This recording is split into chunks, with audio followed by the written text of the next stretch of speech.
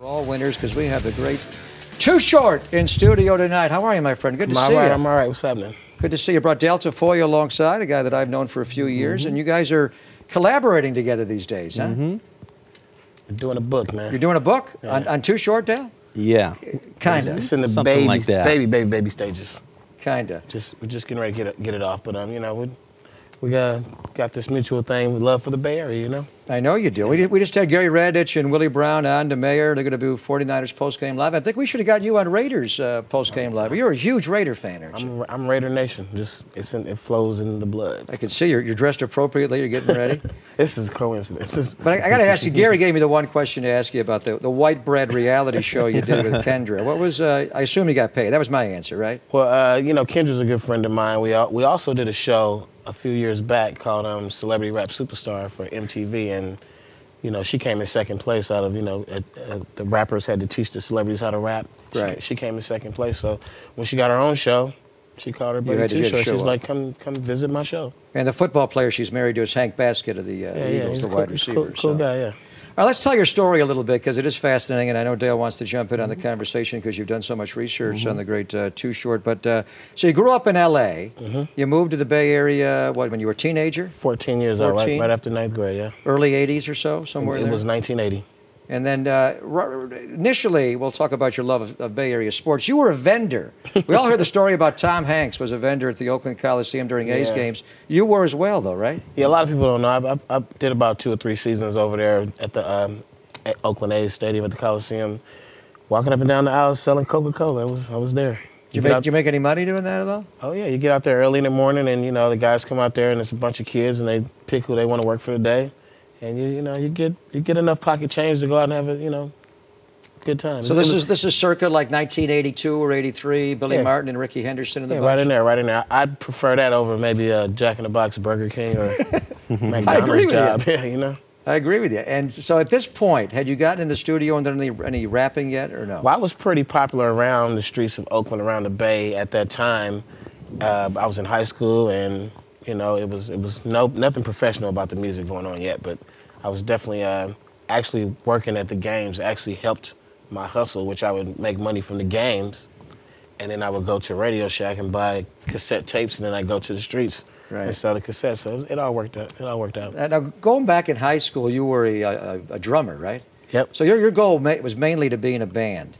Yeah, I was a musician by nature, but you know, hanging out in Oakland and seeing how colorful the Bay was, just kind of this thing called hip hop came out, and I embraced it, and it all melted together perfectly. Just my rap has always been about Oakland, and you know, those years at Fremont High School in East Oakland, I just kind of got the idea that maybe I should, you know, I wanted to rap, I wanted to be in music. I was like, maybe I should just rap about Oakland, and it was platinum. Too Short, and this is obviously a sports show, but when you first started rapping, when I think about Bay Area sports, Tom Flores was the coach of the Oakland Raiders, Al Attles was the coach of the Golden State Warriors, and Billy Martin was the coach of the Oakland A's at the time when you first started rapping at age 14.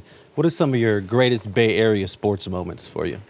Well, if you were in the Bay in the 80s, I wasn't really here in the 70s, and I know some rings were won in the 70s, but in the 80s, there was several parades, Raiders parades, A's, you know, 49ers, you know. We had the A's and the Giants in the Super Bowl, you know, that was later on, but we had a lot of years of celebrating in the Bay, and I was there.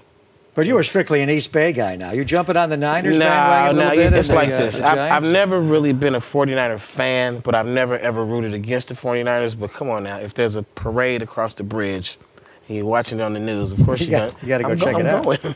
You know, I put on a red shirt and I'm going. Hammer at this time. When did you first meet Stanley Burrell? He was known when he was a kid, kind of a spy for Charlie Finley in the 70s, the great Hammer, MC Hammer. When did you guys first hook up? We met in the late 80s when he started, you know, emerging onto the music scene.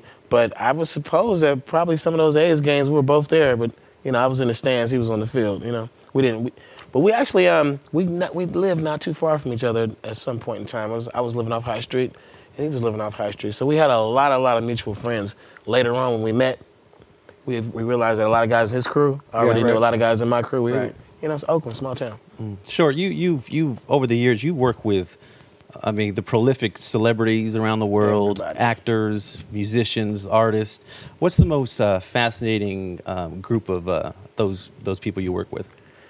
I'd have to say, if you put them all in a row, you say the entertainers, the actors, the ball players, the comedians. I probably would have to give it to the comedians because, you know, those guys kind of keep you laughing. Who's your favorite? Favorite comedian?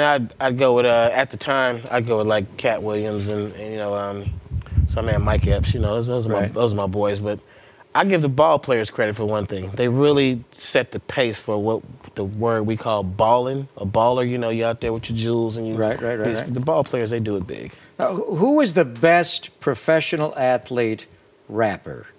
Shaq's dabbled a little bit. Is he any good at it? I mean, is it one guy that you think that this guy could actually maybe do this when he's done? Shaq can flow. I've always liked his flow, but he's just, you know, the things that he does, they so much overwhelm his rap career, all the other things he does. So I can't, you know, I don't hear a lot of people going, hey, man, Shaq was dope. He was it. But, you know, he made a lot of albums and he stuck with it. And he's pretty fun. He's got a good sense of humor with it. You go to his house, he's probably got some platinum plaques on the wall. I'm trying to think who. I've heard some ball players flow. I just can't. Nobody's jumping out. But I'm also going to say that, you know, it's pretty much known that most of the athletes who crossed over into the music world, it wasn't too fly. But, you know, R.I.P. Wayman Tisdale. He was a good friend of mine. He was a good jazz musician. So he was outstanding. Give him that, and we hung out a few times too. Did you? Yeah. I knew Wayman way back in the '80s. A tremendous guy. We had Ice Cube on the show last week, and friend of mine. Ice Cube has actually written a song for the opener against San Diego, Raider Nation. So, your ties to the Raiders today. You going to be there opening night to watch them play San Diego? Well, yeah, I'm definitely a big Raider home game, you know, guy. You know, when the Raiders moved down to L.A., I stuck with them. I never gave up the silver and black. But you know, I will be there for the opener and. You know, 6 bad seasons. Is that right? Yeah. Who's counting? Too short. I'm counting. It's been too long. I say too short. So I'm like, you know, we're just trying to get back in the winning percentage. You know. So how many home games will you be able to make? I know you got a busy schedule, but you make a couple a year. Believe it or not, in the early part of the season, we don't schedule anything on Raider Day. But as the season goes along, these last 6 years, you kind of get a little frustrated in the end. But, I mean, I'm Raider Nation, man. I wouldn't root against any Bay Area team. And my favorite Bay Area team is the Raiders, and it has a lot to do with the, you know, the legacy. Do any of the guys come around now, any of the current guys on the Raider team? Have you met any of them? Well, I mean, you know, the Raiders, they like to hang out. I think if you're a Raider, you got to want to, there's something about hanging out and being a Raider. I don't know. So I see the Raiders around a lot. You know, Sapp used to always be out hanging out a lot when he was here. But, you know, all the guys, man. Sapp would be a pretty good rapper, wouldn't he? Has he ever dabbled in that? He's always shooting his mouth he talks off. A lot of he never trash, shuts up. You know, Jamarcus, we hang out a little bit, too. Yeah. Yeah, he's a good friend of mine. Good guy. Well, we'll see you opening night against the San Diego Chargers, and hopefully we'll get off to a good start this year, and you'll be able to come throughout the year. You can find me in the West Side Clubhouse. You're in the West Side Club? I'll meet you right after the game. Dale, thanks for dropping by, all your expertise on Too Short, and we'll look for your collaboration to come our way someday. Too Short, thank you, my friend. No doubt. You look good. Too Short in studio. All right, coming up next, we are going to turn to the back.